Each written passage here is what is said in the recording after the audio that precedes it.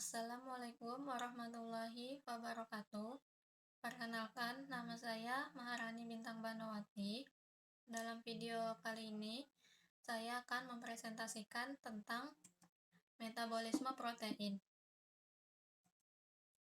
Pada saat puasa, perubahan yang terjadi di dalam tubuh saat ini akan berbeda-beda, tergantung pada Anda hari ini. Secara teknis, tubuh baru memasuki fase puasa setelah 8 jam terakhir, yakni saat usus meresap zat gizi dari makanan. Pada kondisi normal, glukosa atau gula dari makanan yang tersimpan dalam hati dan otot sebagai sumber energi utama. Sebelum memasuki fase puasa, tubuh akan membakar sumber energi ini sehingga Anda dapat melakukan kegiatan seperti biasa. Setelah glukosa habis, lemaklah yang menjadi energi selanjutnya. Tubuh Anda yang tadinya membakar glukosa kini beralih melakukan metabolisme lemak saat puasa. Dengan kata lain, puasa bisa membuat tubuh Anda membakar lemak. Pada saat lapar, protein disimpan di tubuh dalam bentuk asam amino dan letak penyimpanannya adalah di sel-sel otot. Asam amino hasil pemecahan sel-sel otot akan masuk ke aliran darah untuk kemudian menuju ke hati. Di hati, asam amino akan mengalami proses gluconeogenesis untuk diubah bentuknya menjadi glukosa. Pada saat kenyang, protein dalam makanan dicerna menjadi asam-asam amino, kemudian diserap dalam darah. Asam amino mengalami oksidasi untuk menghasilkan energi atau digunakan oleh jaringan untuk biosintesis. Sebagian besar asam amino yang digunakan untuk biosintesis diubah menjadi protein dan sisanya digunakan untuk membentuk bermacam-macam senyawa bernitrogen.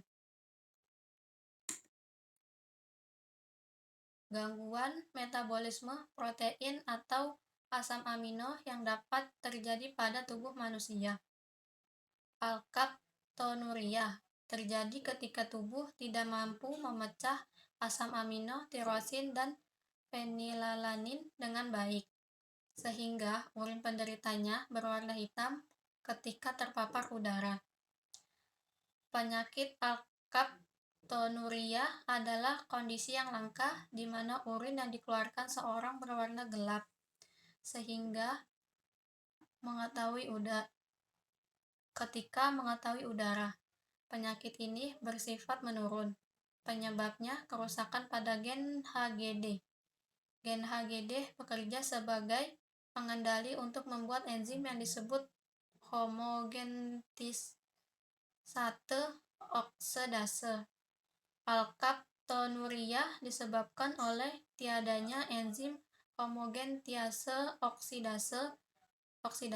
Ini mengakibatkan akumulasi homogenitase yang kemudian diekskresikan dalam urin yang teroksidase menjadi warna hitam. Gejala alkaptonuria bisa muncul sejak bayi. Salah satu gejala yang bisa terlihat adalah noda hitam pada popok. Namun, gejala ini seringkali diabaikan karena seringkali awalnya menjadi air seni berwarna normal dan berubah coklat tua atau hitam setelah terpapar udara selama beberapa jam. Gejala alkaptonuria lainnya akan semakin terlihat pertambahan usia. Biasanya, gejala mulai terlihat ketika penderita berusia 20-30 tahun ke atas. Gejala tersebut meliputi gejala pada kuku dan kulit, berupa perubahan warna menjadi hitam pada kuku dan kuku yang sering terpapar sinar matahari atau kelenjar keringat, seperti dahi, ketiak, dan daerah kelamin. Gejala pada mata berupa munculnya noda berwarna hitam atau abu-abu menjadi bagian putih mata sklera.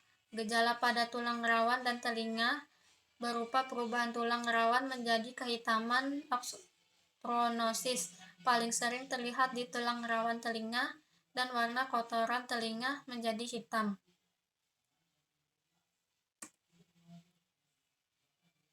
Fenilketonuria. Ketika kadar asam amino protein fenilalanin dalam darah terlalu tinggi. Fenilketonuria atau PKU adalah penyakit bawaan lahir akibat kelainan genetik. Fenilketonuria disebabkan penderitanya tidak bisa menguraikan asam amino fenilalanin sehingga zat ini menumpuk di dalam tubuh. Fenilketonuria dibagi menjadi dua jenis, yaitu fenilketonuria berat atau klasik dan ringan. Pada fenilketonuria berat, enzim yang dibutuhkan untuk mengubah fenilalanin hilang atau berkurang dengan sangat drastis. Kondisi ini menyebabkan kadar fenilalanin di dalam tubuh sangat tinggi dan terjadi kerusakan otak yang parah. Pada fenilketonuria ringan, enzim masih bisa berfungsi walaupun tidak sebaik yang normal. Kondisi ini menyebabkan penumpukan fenilalanin tidak terlalu tinggi. Beberapa pengobatan yang perlu dilakukan untuk mengatasi fenilketonuria. Mengkonsumsi suplemen asam amino. Langkah ini berguna untuk mencukupi gizi yang dibutuhkan tubuh dalam pertumbuhan. Menjaga agar kadar fenilalanin dalam tubuh tidak berlebihan. Sebelum mengubah pola makan, setiap pengidap lebih disarankan untuk selalu menghargainya dengan dokter. Pemeriksaan kondisi kesehatan secara rutin juga dibutuhkan untuk menanggulangi kemungkinan adanya komplikasi. Sekian dari presentasi saya, kurang lebihnya mohon maaf.